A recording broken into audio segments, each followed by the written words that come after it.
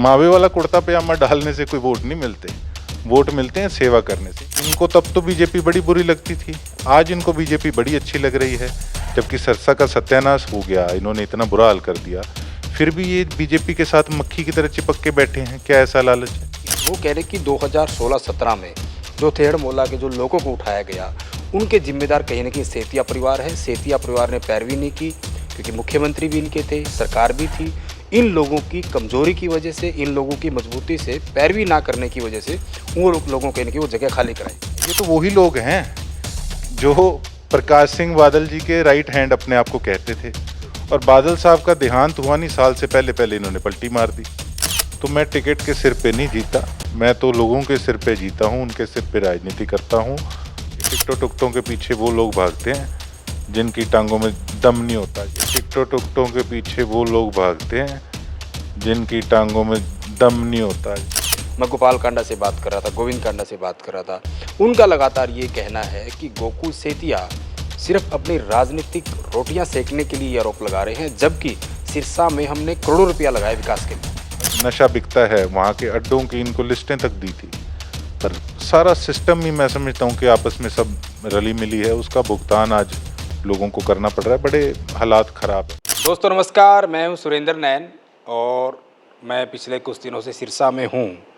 और सिरसा की राजनीति में जो अहम किरदार हैं, जो अहम नेता हैं, एक एक करके हम आपकी उन सब से मुलाकात भी करा रहे हैं और सिरसा की राजनीति से जुड़े जो भी सवालात हैं वो उनसे पूछ रहे हैं। और इसी कड़ी में हमारे साथ युवा नेता हैं। हालांकि इनके परिवार की कहानी आप सब लोग जानते हैं, बहुत पुराना राजनीतिक परिवार है। अगर मैं सिरसा की बात करूं तो चुनाव बहुत नज़दीक हैं, तो आखिर गोकुल सेतिया क्या कुछ करने जा रहे हैं आने वाले चुनाव में और किस तरीके से ये बैटिंग करेंगे, तो सारी की सारी बातें बड़ी खुल के करेंगे। गोकुल भाई, पहले तो बहुत बहुत स्वागत है। थैंक यू जी, थैंक यू सो मच। जिस तरीके से मैं बात करूं, पहले आपने, अगर मैं 2019 की बात करूं तो निर्दलीय चुनाव यहाँ से लड़ा। हालांकि आपको उम्मीद थी टिकट मिलेगी, बट कोई टिकट मिली नहीं। निर्दलीय आपने पर्चा भरा, इनेलो ने कहीं न कहीं आपका समर्थन किया और उन्होंने अपना कैंडिडेट नहीं उतारा। गोकुल सेतिया बहुत ही कम मार्जिन से जो है वो चुनाव हारे और गोपाल कांडा यहाँ से विधायक बनने में कामयाब हो गए। ऐसी 2-3 ही सीटें थी जो बड़े कम मार्जिन की थी हरियाणा में, उसमें से एक सिरसा भी थी। अब 2024 का रण जो है वो बड़ा नज़दीक है, लगातार आप लोगों के बीच जा रहे हैं। गोकुल सेतिया की क्या तैयारी है? क्या किसी पार्टी में ज्वाइन करेंगे या फिर एकला चलो वाली राजनीति यानी कि निर्दलीय ही ताल ठोकेंगे? देखिए, मेरा तो निर्दलीय चुनाव लड़ना जो है मेरा उसी का मन है, और उसके साथ साथ मेरा अलायंस गठजोड़ मेरा इंडियन नेशनल लोकदल पार्टी से है। और मैं चौटाला साहब का, उनकी सारी टीम का भी तहे दिल से धन्यवाद करता हूं कि आज जो भी मेरी पहचान है उसके अंदर उनका और उनके हर साथी का, उनका भी बहुत बड़ा योगदान है। जो मुझे वोट आए उसमें काफ़ी बड़ा share Indian National Lokdal party का भी है, जिसके लिए मैं उनका धन्यवाद करता हूं। आपने कहा कि मैं निर्दलीय ही मन है आपका चुनाव लड़ने का, और आपके साथ साथी, आपकी टीम भी ये बात कहते होंगे कि हमें निर्दलीय रहना चाहिए। लेकिन गोकुल भाई, जिस तरीके से चर्चाएं चलती है, पब्लिक डोमेन में जो बातें आती है, आपके पास भी वो खबरें आती होंगी कि गोकुल सेतिया के संपर्क में, या फिर यूँ कहें गोकुल सेतिया संपर्क में है दोनों पार्टियों के। बीजेपी के लोग भी आपसे लगातार संपर्क कर रहे हैं और कांग्रेस के लोग भी आपसे संपर्क कर रहे हैं। और इस तरह की चर्चाएँ भी थी कि गोकुल सेतिया ने कांग्रेस के बड़े नेताओं से मुलाकात की थी। देखिए, ऐसे है, बीजेपी से मेरा किसी प्रकार का भी कोई, मेरी टॉकिंग टर्म्स कहते हैं वो भी नहीं है। हाँ, और पार्टियां जितनी हैं उनसे सबसे मेरी एक नॉर्मल सोशली हम बैठते भी हैं, चर्चा भी करते हैं, और हर व्यक्ति अपनी ज़रूरत पूरी करना चाहता है। जैसे कि कांग्रेस पार्टी का जो मेन इनकी लीडरशिप है, हाँ, इसमें कोई झूठ नहीं है, जब भी मिले हैं उन्होंने ऑफ़र्स दी हैं और कहते हैं कि आप आइए, टिकट देंगे। वो अपनी ज़रूरत अपनी पूरी कर रहे हैं। उन्होंने ये देखना है कि कौन जिताऊ हैं, उनकी सरकार बनाने की मंशा हर पार्टी की होती है। लेकिन इसका ये मतलब नहीं कि मैं कोई उनकी पार्टी की तरफ मैंने कोई अपना पॉजिटिव रुख दिखाया है या कुछ है, इस तरीके का कुछ भी नहीं है। बैठते हैं, गपशप भी होती है, आपस में सलाह मशवरा भी होता है। हाँ, ऑफ़र्स हैं, इसमें कोई किंतु परंतु नहीं है। एक सवाल उसमें ये भी निकल कर आता है, क्योंकि जो राजनीतिक सरगर्मियाँ हैं उनमें कहीं न कहीं चर्चाएँ होती है। इस तरह का भी, क्योंकि राजनीति में ना, राजनीति से और मात का खेल, किसको कैसे मारना है, कैसे उसको मात देनी है, इसके लिए बड़े अलग-अलग कहीं न कहीं मोहरे सजाए जाते हैं। ऐसी भी चर्चाएँ सुनने को मिलती हैं कि अगर गोकुल सेतिया कांग्रेस में शामिल हो जाते हैं, तो ऐन वक़्त पर हो सकता है कि गोकुल सेतिया की टिकट ही काट दी जाए। देखिए, ऐसा है, मैं टिकटों के सिर पे राजनीति करने वाला व्यक्ति नहीं हूँ। टिकट तो मेरी भारतीय जनता पार्टी ने भी काट के देखी थी। ये तो मुकद्दर ने मेरे ने काम नहीं किया, लेकिन मेरी टीम ने, सिरसा के लोगों ने तो कोई कसर छोड़ी नहीं। और टिकट जब ये 75 पार का इनका नारा था, तब भी हम 600 वोट से हम रह गए थे चुनाव में। तो मैं टिकट के सिर पे नहीं जीता, मैं तो लोगों के सिर पे जीता हूँ, उनके सिर पे राजनीति करता हूँ। और ये टिकटों-टुकटों के पीछे वो लोग भागते हैं, जिनकी टाँगों में दम नहीं होता आज चुनाव लड़ने का। गोकुल सेतिया टिकट-टुकट का ना कभी डिपेंड रहा उस पे, और ना ही मैं इन चीज़ों पे ज़्यादा रुचि रखता। टिकट तो कमज़ोर लोग माँगते हैं, हम तो आज़ाद चुनाव लड़ते हैं लोगों के हौसले के ऊपर। गोकुल भाई, क्योंकि मैं सिरसा की बात करना चाहूँगा, गोकुल सेतिया एक ऐसा चेहरा है जो सिर्फ सोशल मीडिया पर ही नहीं, ग्राउंड पे भी नज़र आता है, और चुनाव के वक्त भी नहीं, कोई भी वक्त हो, बुरा वक्त हो, अच्छा वक्त हो, सुख हो या दुख हो। मैं बाढ़ की बात करूँगा, घग्गर में जब बाढ़ आई थी, तो कहीं न कहीं जिस तरीके से गोकुल सेतिया वहाँ दिखाई दिए, या कोविड का समय था, या कहीं भी कोई कहीं की सीवर के अंदर फंस गया गटर में, मैंने खुद वहाँ देखा। तो इस तरह की बहुत सारी चीज़ें हैं कि गोकुल सेतिया जगह जगह जो सिरसा के हालात हैं उसके बारे में बताते हैं। मैं गोपाल कांडा से बात कर रहा था, गोविंद कांडा से बात कर रहा था। उनका लगातार ये कहना है कि गोकुल सेतिया सिर्फ अपनी राजनीतिक रोटियां सेकने के लिए ये आरोप लगा रहे हैं, जबकि सिरसा में हमने करोड़ों रुपया लगाया विकास के लिए। देखिए, ऐसा है, जिस बात का कोई सिर पैर नहीं है, बेबुनियाद बातें, उनका मैं ऐसे लोगों का क्या जवाब दूं।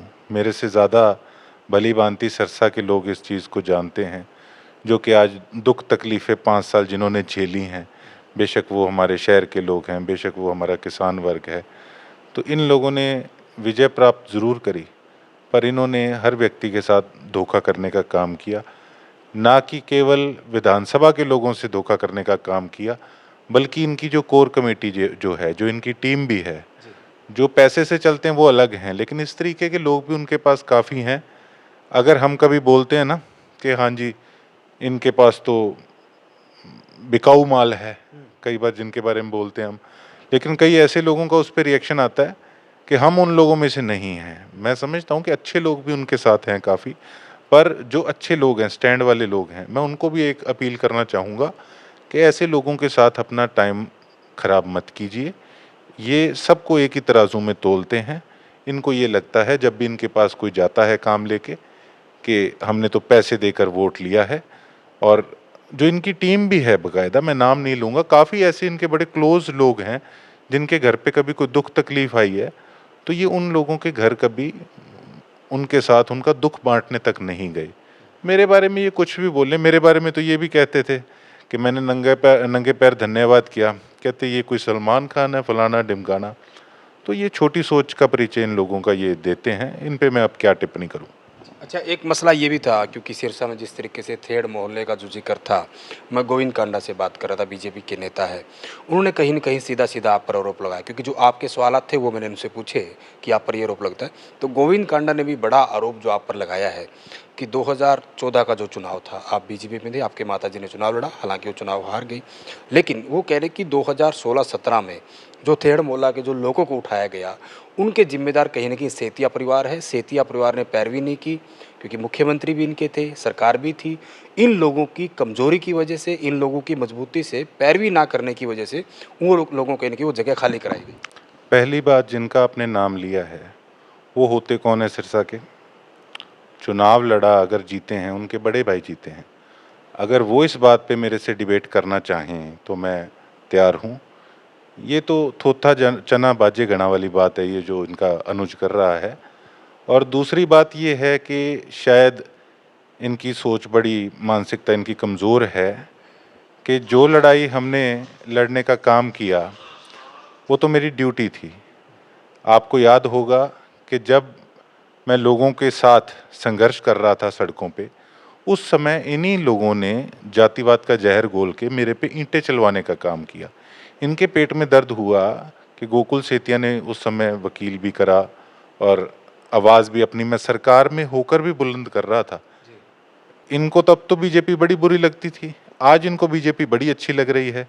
जबकि सिरसा का सत्यानाश हो गया, इन्होंने इतना बुरा हाल कर दिया, फिर भी ये बीजेपी के साथ मक्खी की तरह चिपक के बैठे हैं। क्या ऐसा लालच है? जब भी कोई आज़ाद व्यक्ति समर्थन देता है तो वो ये देखता है कि उसको उसमें बेनिफिट क्या मिलेगा। बेनिफिट सिरसा के लोगों से पूछिए कि 5 साल में इन्होंने अपना समर्थन दिया और क्या बेनिफिट सिरसा के लोगों को हुआ। थेड़ की जो समस्या है, जब मर्जी चीफ मिनिस्टर चाहते कुछ भी कर सकते थे। अरे मैंने तो पार्टी में रहकर भी उनका विरोध किया था इन चीज़ों का। आप अपनी अचीवमेंट बताइए कि आपने चीफ मिनिस्टर से क्या किया, क्या कराया आपने उनसे, आपने समर्थन दिया, आपने इन लोगों के लिए क्या किया। क्योंकि गोकुल भाई हर किसी के निशाने पर, हर किसी के टारगेट पर आप रहते हैं। मैं वीरवान मेहता की बात करूं, कांग्रेस के नेता हैं, उनके बेटे हैं राजन मेहता, वो भी कांग्रेस के युवा नेता है। उन्होंने कहीं न कहीं आप पर आरोप लगाए हैं कि सिरसा जिस तरीके से पिछड़ा हुआ है उसमें बड़ा योगदान आपके परिवार का भी है, क्योंकि आपके नाना जी काफ़ी दफ़ा यहाँ से विधायक बने, मंत्री भी रहे, उद्योग मंत्री भी रहे। सिरसा में जो चीज़ें बहुत पहले आ जानी चाहिए थी, सिरसा में जो चीज़ें बहुत पहले बननी चाहिए, उनका साफ तौर पर कहना है कि सिरसा की जनता ने इस परिवार को मौके दिए, सत्ता में लाए, सब कुछ किया, लेकिन इस परिवार ने सिरसा के लिए कुछ नहीं किया। देखिए, जो बिन पैंदे के लोटे होते हैं ना, उनके बारे में मैं क्या कहूँ।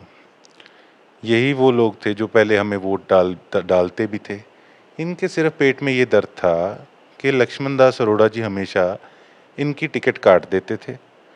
उसके बाद जब मैं भी बीजेपी में था, ये भी थे, तब एक चर्चा हुई थी आपस में कि ठीक है, अगर आपको टिकट मिल गई तो आपके साथ चलेंगे, हमें मिल गई तो आप चलें। उसके बाद टिकट दोनों की कट गई। जब दोनों की टिकट कट गई तो मैं तो आज़ाद खड़ा हो गया, लेकिन इनके पैर, इनकी लातें कांपती थी, आज़ाद खड़े होने की हिम्मत नहीं थी। आज भी मैं इनसे पूछना चाहूँगा, ये तो वही लोग हैं जो प्रकाश सिंह बादल जी के राइट हैंड अपने आप को कहते थे, और बादल साहब का देहांत हुआ नहीं, साल से पहले पहले इन्होंने पलटी मार दी, अपना स्वार्थ उठा के, हर लाभ उठा के सब तरह का। और उसके बाद आप ये देखिए कितनी पार्टियां इन लोगों ने बदल ली है। इनके बारे में अगर मैं बात भी करूं तो मेरे हिसाब से अपना वक्त खराब करने वाली बात है। और दूसरी बात कि मैं पूछना चाहूँगा इनसे कि कितने में डील हुई थी कि जब आप इनकी लैंड क्रूज़र की छत पे बैठे थे, जब इन्होंने समर्थन दिया था, कितने की डील हुई थी, कितने पैसे लिए थे विधायक जी से? पहले तो इस चीज़ पे स्पष्टीकरण दें। फिर आप हवाई जहाज में बैठ के साथ गए, क्या मंत्री बनवा के आ गए? आज आपको वो व्यक्ति एकदम से बुरा लगने लग गया। पहले तो अपना स्टैंड क्लियर करिए। और ये वही परिवार है, ये आपके मीडिया के माध्यम से मैं शैलजा जी को भी कहना चाहूँगा, ये वही परिवार है जिन्होंने गलत लैंग्वेज का यूज़ किया था शैलजा जी के लिए। वो भी मन से अच्छे से इस चीज़ को जानती हैं। तो ये लोग किसी के सगे नहीं हैं। मावे वाला कुर्ता पजामा डालने से कोई वोट नहीं मिलते, वोट मिलते हैं सेवा करने से। इनसे मैं ये पूछना चाहूँगा, चलो मेरा रिपोर्ट कार्ड तो हारने के बाद का या हारने से पहले का लोगों को मैंने दिया है, आप अपनी अचीवमेंट तो बताइए कि आज तक आपने सिरसा के अंदर गोकुल सेतिया को गाली निकालने के अलावा दूसरा कौन सा लोगों के हित में काम किया है। अच्छा, वही मैं आपसे जानना चाहता हूँ, क्योंकि आपका तो घर भी आमने सामने है। जिस तरीके से चौटाला फैमिली का, देवीलाल परिवार का बड़ा दबदबा रहा है हरियाणा की राजनीति में भी और सिरसा में भी। उसके बाद गोपाल कांडा को, जैसे क्योंकि ये 2 बार के विधायक है, हालांकि पहले आपके नाना जी रहे। गोपाल कांडा के बारे में ये भी कहा जाता है कि उसकी कहीं न कहीं बीजेपी के साथ भी और कांग्रेस के साथ भी सेटिंग रहती है कि उनके सामने कौन सी पार्टी किसको टिकट दे, इसमें काफ़ी ये दखल रखते हैं। आप सहमत इस बात से? देखिए, ऐसा है, जहाँ चंदा चढ़ता है ना, राजनीति चीज़ ऐसी है, उनकी तरफ लोग ऑटोमेटिकली अट्रैक्ट होते हैं, इसमें कोई दो राय नहीं है। ये लोग पैसे से अट्रैक्ट करते हैं पॉलिटिशियंस को, मैं अपने काम से अट्रैक्ट करता हूँ। और जिस प्रकार से ये सेटिंगबाजियाँ चलती हैं, सेटिंगबाजी भी तब अच्छी लगती है जब लोगों के हित में कोई काम हो रहा हो। तो अपना पर्सनल स्वार्थ के लिए अगर कोई सेटिंग करे तो उसमें मैं समझता हूँ कि लोगों को भी सोचना चाहिए कि इन्होंने सेटिंग करके हमारा क्या न्याय हमें आज तक कर दिया।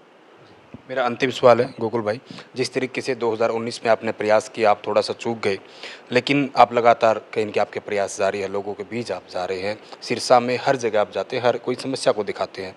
गोकुल सेतिया ने ऐसा कुछ रोड मैप तैयार कर रखा होगा सिरसा के लिए कि अगर मुझे जनता आशीर्वाद देती है, अगर मुझे मौका देती है, तो ये चीज़ें जो अब तक सिरसा में नहीं आई, जिनको मैं करवाना चाहता हूँ।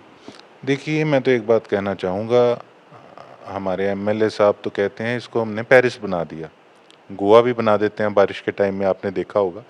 मैं तो ये कहूँगा कि मैं तो सिरसा को अच्छा सिरसा, साफ-सुथरा, विकसित, खुशहाली, हरियाली, इस तरीके का सिरसा हम चाहते हैं और नशे से छुटकारा मिले। नशे के खिलाफ भी हमने बहुत बार, बीजेपी में जब मैं था तब भी मैंने पूर्व मुख्यमंत्री जी को भी बहुत बार बाकायदा जो नशा बिकता है वहाँ के अड्डों की इनको लिस्टें तक दी थी।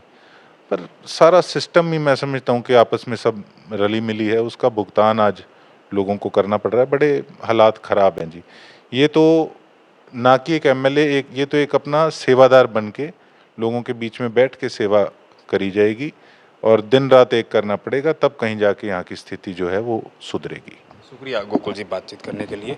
तो ये थे युवा नेता गोकुल सेतिया, जिनके ऊपर जो आरोप जो नेताओं द्वारा, पार्टी द्वारा लगाए गए थे, तो बड़ी बेबाकी से, बड़े खुले मन से इन्होंने सारे के सारे जवाब दिए।